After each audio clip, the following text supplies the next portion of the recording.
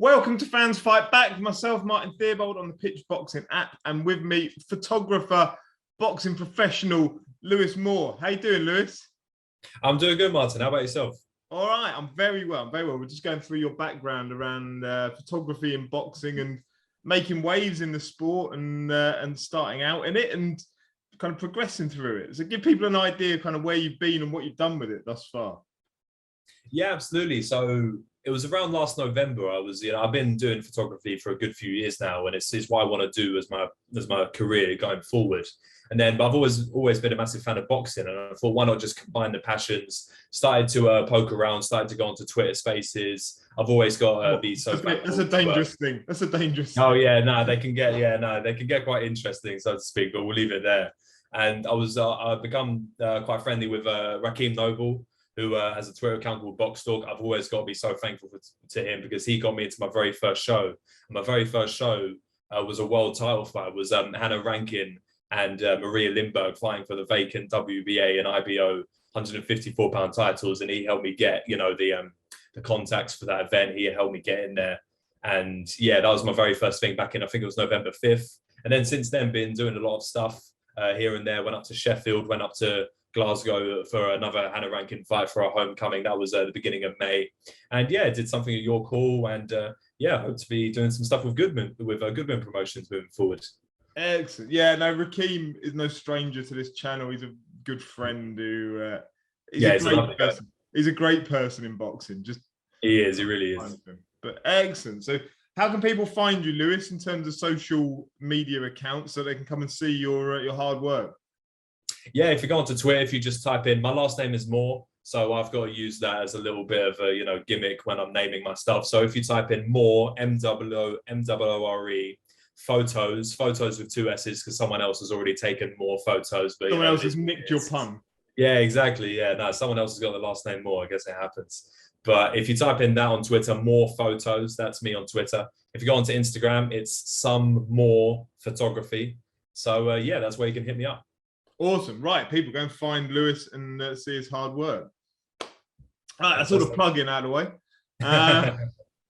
Let's go on to the world of boxing, because although it's somewhat slow, did you watch the Warren card at the weekend with I mean, I'll be honest, the headline for me was Heffron versus Clark. Yeah, that was a fantastic fight, and it was it was quite a statement. Yeah, Hamza Shiraz as well. I think he was the top of the bill, if my memory serves. That was a great fight. I think was it the third round, 3 knockdowns exchanged between the pair of them. Yeah, no, it was a good event. It was a good event at the Copper Box. It was, and I think it kind of went under the radar a little bit. But yeah, to give it its credit, give it its due. I thought Warren put on a good show there, and I'm unconvinced about Hamza Shiraz. I've got to be honest. They're giving him a lot of praise and a lot of credit. I don't see it all yet, and he's still young. It will come together, I'm sure. Needs a good experiences, but I'm not. Yeah, absolutely. I think he's 15, maybe 16-0. I think he's, he's one of those sort of British level prospects where he's probably the best amongst all of the British level guys on the scene. But I think, he needs to maybe look to have a couple more, and then he can start looking at some gatekeepers, maybe someone like a Camille Zerameta or something like that. Someone who's got some world-class experience, but, came up short, but could definitely give him some rounds. So would you pick him over, say, a Linus Udofia, a Danny Dignam, Felix Cash, even Fowler? Oh, I think those last couple of ones, I think Fowler and Cash definitely might be a stretch too far. But again, I think he's only 2 or 3 away from properly being a world level prospect or something along those sort of lines. But I think Udofia, I think that's a great fight. I think Denzel Bentley's coming off, he's starting to properly rebound. He's got a new deal with Wasserman, I believe. And I think that's where his last fight against Udofia was. So I think, maybe they're not a million miles away from each other. But yeah, I think it's time to properly start mixing it in with a few of the good proper names. Yeah, no, I'm with you. And speaking of middleweights, Eubank. Mm-hmm. Hot topic. Yeah, so him and Benn, right? Yeah, it's a strange one, isn't it? Yeah, I think when you think of 2 different career paths and trajectories, and I was kind of reflecting upon this earlier, thinking about it, and I think it was 4 years ago that you like pretty much to the week that Eubank fought Arthur Abraham at Wembley Arena. And at that point, people were, this is the gatekeeper fight that Eubank needs to move on before he goes and fights for proper world titles. With what, 4 years on from that now? He's still not fought for a world title. And now we're at a position where he's potentially fighting a welterweight at a catchweight for nothing. Well, I say nothing. Obviously, there's a lot of money involved, but legacy-wise, that's the key. yeah, exactly. Legacy-wise, I'm not really sure what it does for it. What do you make of it all? It's strange because, like I said, it's not a natural fight, but then because of the names, that kind of forces it to be a natural fight. You've got a guy who isn't the biggest 147-pounder in Conor Benn. He started at 140, if I'm not mistaken, and he's only, I want to say he's like 17. I think he might be 21-0, 22-0, somewhere around there. And it's like, he's not the biggest welterweight by any means. I think he's 5'8"-ish, maybe 5'7", somewhere around there. Eubank's not the biggest middleweight, but he is, I think he might be above 6 foot. And he's had a lot of fights and spent basically the whole of, I think it was 2017 to 2019 at super middleweight. And as much as I think, he's back at middleweight now, because I think him along with his team have realized that's definitely where he belongs. But he was, he really hung in there with some proper names at 168, went the distance with George Groves. And it's strange because, like I said, because of the names, it kind of wedges them together. They were always, I remember that clip of Conor Benn mouthing off at Eubank Sr. It's like they were always going to be linked, but no one really thought that we could be seeing it. And no one definitely thought that we'd be seeing it this early. So the fact that we're getting it, I've heard quite a lot that it's almost basically done at this point. The fact that we're going to be getting it probably October, November, maybe December time, it's sort of crept up out of nowhere. I've heard on the grapevine that the only thing that's stopping it being announced at present is that there's a rehydration clause that's kind of being agreed between them, which you can understand. Like, if you're saying the weight limit is presumably 154 to 156, it'll be somewhere around that. Then I think anywhere below, because the thing about Eubank is, like I said, he's had a lot of time at super middleweight. I think he's 32 years old. Those final few pounds at the end of your training camp, that I've never had to do it myself, thankfully, but I've heard from anyone who, and you've definitely heard the same, you probably witnessed it a lot more than I have. Those last few pounds are always the hardest ones to shave. And when the fight was probably sort of being when you heard a few things about it, I went back and I watched the weigh-in for Eubank's last fight against Williams. And him on the scales at 160, he didn't look dead, and I think he made the weight pretty well. But he didn't look like he had anything. You could see the bones in his hips just sticking out. He was properly shredded. And it's like, okay, maybe 1 or 2 pounds he could take off. But if you start to get to like 157, 156, 155, or even like 154 is the proper median point between them, being a welterweight and a middleweight. I think that's one of the two unknowns about this fight that I think will end up defining who the winner is. I think it's how much is that weight going to affect Eubank? And I think is Conor Benn's power going to be able to translate up to that higher weight? Because we've seen him punch at 147. But then as you go above 147, you have to put on 10-ounce gloves. And I think, his speed is largely his power is largely dependent on speed. So you add on a few extra pounds of muscle, a few extra pounds of fat, how much power is he going to have? And I think that along with how drained or not drained Eubank is what is going to be the defining factors of this fight. Yeah, it's quite fascinating because it's bonkers.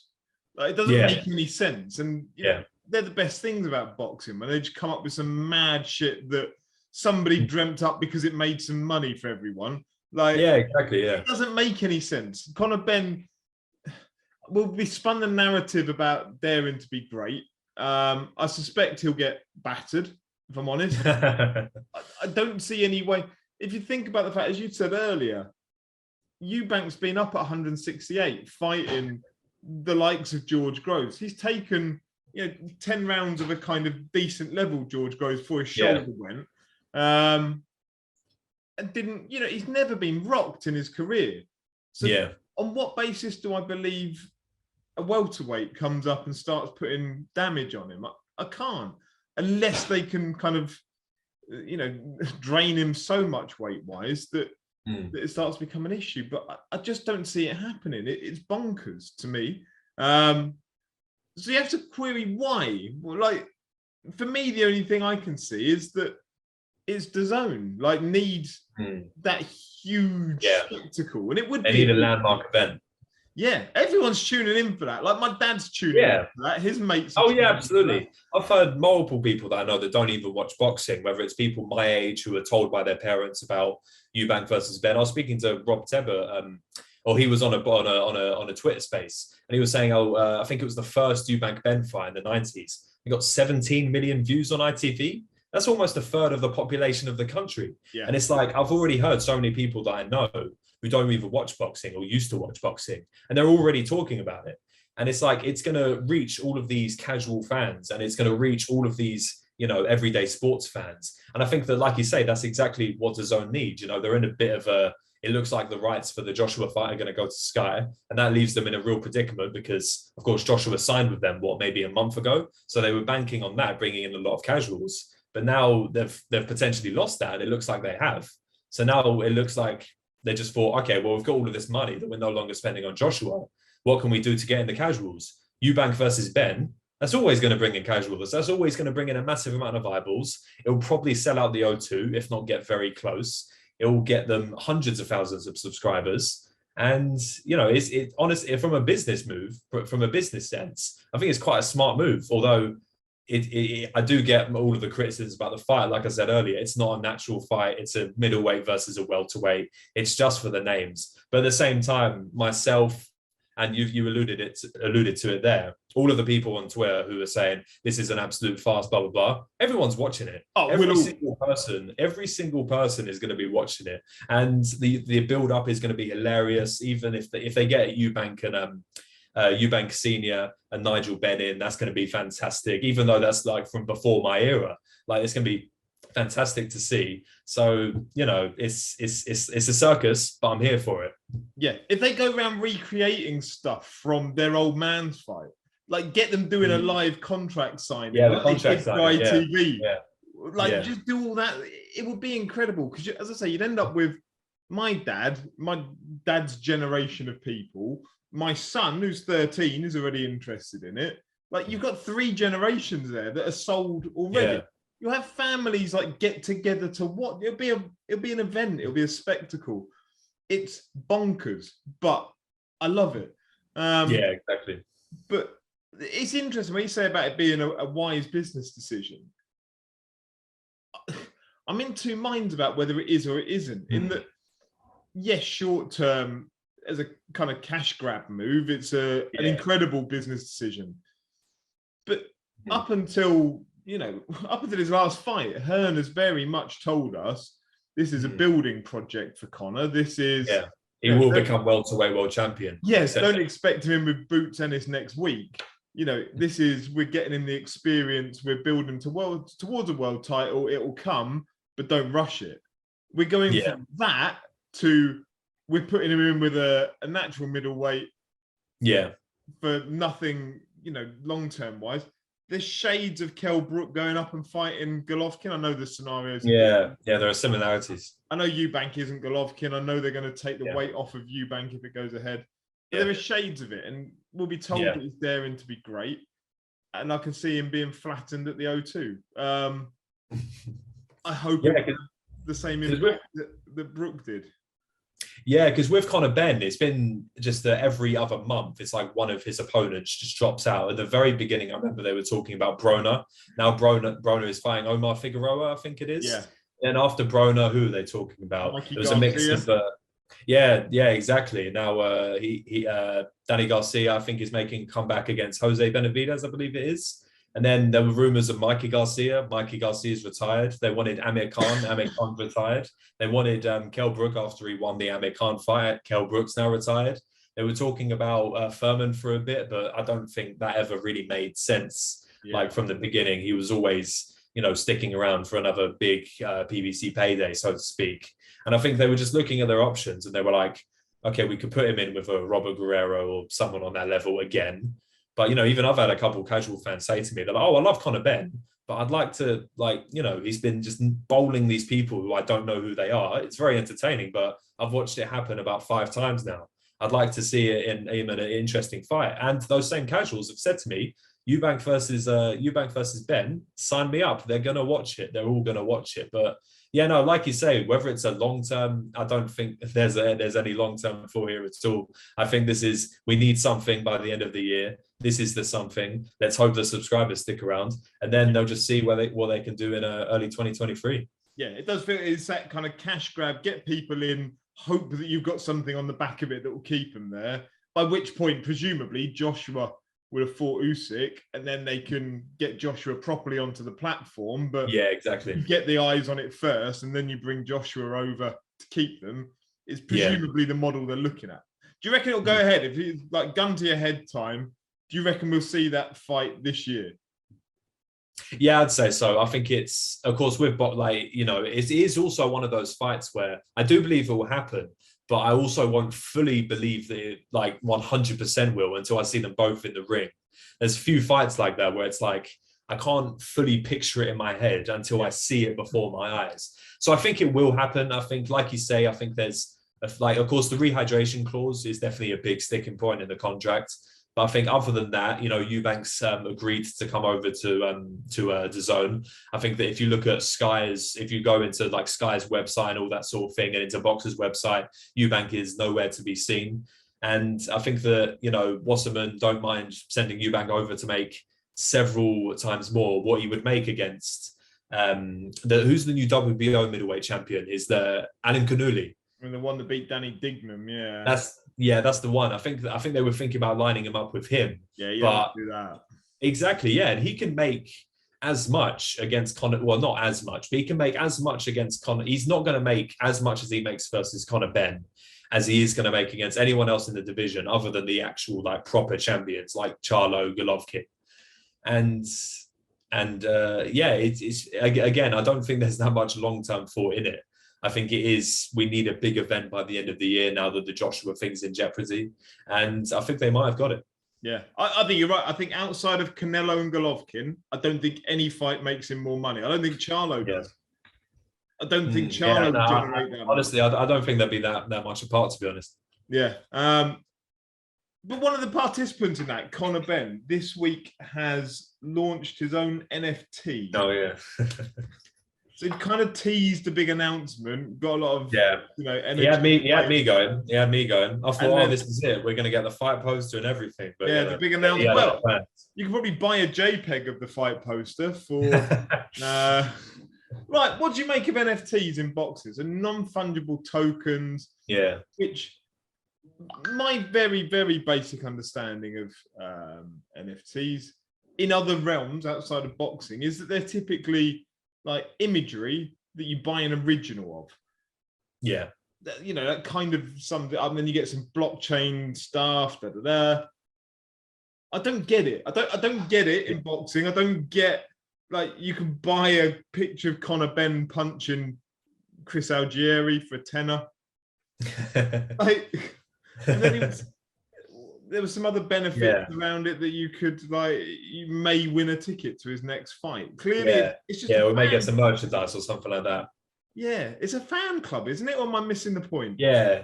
It's a strange thing. I had NFTs in general explained to me once. I've not ever got any myself, but I've sort of dipped my toes into trying to understand it more.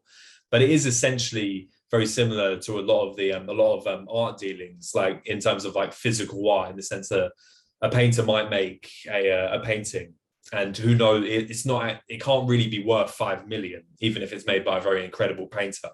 But at the end of the day, if I then buy that painting for 5 million, I've now got something for 5 million. And in a couple of years' time, I might be able to sell it for 6 million. And non-fungible tokens are kind of the same thing. I get something that isn't, what is worth, but it's not technically worth, some NFTs going to the hundreds of thousands, if not millions, probably. And, I think that boxers, even DAZN, I think, have got their own NFTs at this point, or something along those lines. And, I don't know who it is sort of coming up to them, tapping them on the shoulder and say, hey, how would you like to make some money with some non-fungible tokens? But yeah, it's an interesting little trend that's emerged in the boxing world. I just think in an era where the money that is funding boxing has probably never been scrutinized more than it is right now for the people that have put it in and their backgrounds, I think we are maybe on dodgy ground, encouraging blockchain technology and hidden assets and money in a sport that is pretty fucking corrupt in certain places.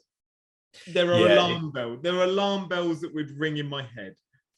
Yeah, absolutely. It's one of those things where I could see it being completely dead in 6 weeks. I could see it continuing for another 6 years.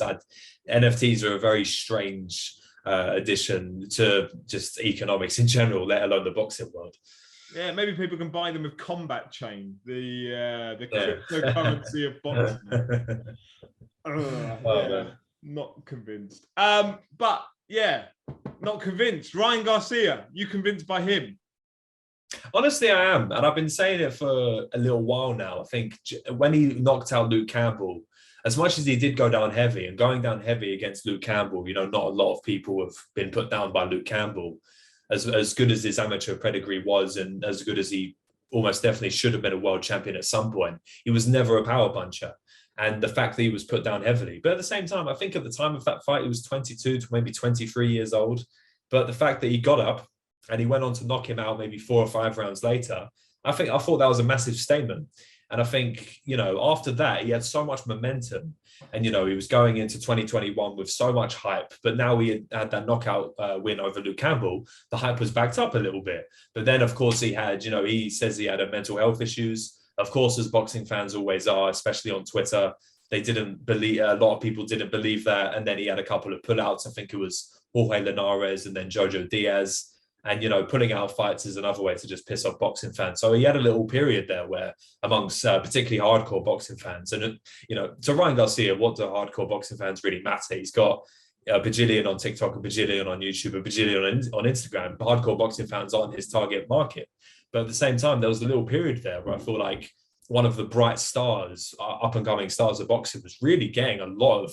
He was really being dampened by the boxing world in general. We just sort of lost faith in him. But to see him come back, he had a kind of a frustrating comeback fight against Emmanuel Tagoe a little while ago. But honestly, I think over the weekend, he was very good. I think Javier Fortuna was a very formidable opponent. I think that was I never expected it to be as straightforward. Don't get me wrong, it wasn't a walkover. Javier Fortuna, very close to hitting him with some very powerful shots. And I think that Ryan Garcia's chin, as I alluded to earlier with the Luke Campbell knockdown, I think Ryan Garcia's chin is probably going to be tested, and I'm not sure how well that's going to go for him in the future. But yeah, I think that, he's extremely fast. His feet are catching up with him. And when you got extremely fast and intelligent hands and fast and intelligent feet, that's a hell of a combo. I think he's got a lot of natural power. And he's just, I think he's just joined Joe Goosen, or he did before the Emmanuel Tagoe fight. And I think, he's really forming a complete package there. Defense could be worked on. But I think he's accurate, fast. When he lands, he knocks you out. And he's stepping up his competition. And I'm really excited to see where he goes next. I absolutely love that he winds up hardcore boxing fans. I think. Oh yeah. Even when you're a hardcore boxing fan, it's fun to wind up other hardcore boxing fans. It's like brilliant. I love it. He's such a good-looking young man. He does things that are a little bit effeminate in what he does. His shorts. He put out a tweet afterwards saying about they were Valentino shorts. Nobody cares about this outside of like his target audience, which isn't me, isn't other males of 30 plus years old. It's a certain, it's no different really to the likes of Jake Paul. He's kind of taken that Jake Paul targeted marketing of a different group of people and brought them into boxing, not gone into boxing and then tried to build a reputation. But I think it's fantastic. I think he'd get wiped out by Tank Davis. I think I'm not sure Kambosos, to be fair. I don't think Kambosos. I think Davis, as soon as he puts hands on him, would ruin that chin of Garcia. I think he'd ruin it. I agree. I think that'd be so much fun, especially with the build-up. If you got Mayweather and De La Hoya to come back, and that would be fantastic. That'd be like Benn Eubank all over again. Yeah, exactly. But with 1 million US pay-per-view buyers, it'd be insane. And I think I think Gervonta Davis definitely wins. Gervonta Davis, people kind of act as if Gervonta Davis is this young up-and-comer. I think he's going on 28 years old. He's in the middle of his physical prime at the moment. And I think that I think that, you know, he's a mature world championship level fighter. Ryan Garcia is still a prospect. He's a very good prospect, and I'd be very surprised if he didn't win at least one world title in his career. But, you know, I feel like I don't see it happening by the end of the year, but I feel like it would be better if it happens. And that's one of those fights where I genuinely feel like a bit of marination is warranted, because I just don't think Ryan Garcia is at that level yet. Like I said, he's a 23 or 24-year-old prospect going up against a mature champion. Or he's not currently a champion, Gervonta Davis, despite what certain people might say, but he is certainly a championship level fighter. And I think that if they were to fight soon, that would definitely be shown in the ring. Yeah, I love it. I love it. Excellent. Lewis, thank you so much, man. Enjoyed it. No worries. Enjoy your show on Saturday night. You're going down to York Hall for Goodwin Boxing. Absolutely. Yeah, no, really looking forward to it. Excellent. And thank you very, very much for joining us on Pitch Boxing app. But really appreciate it. Thank you for your time.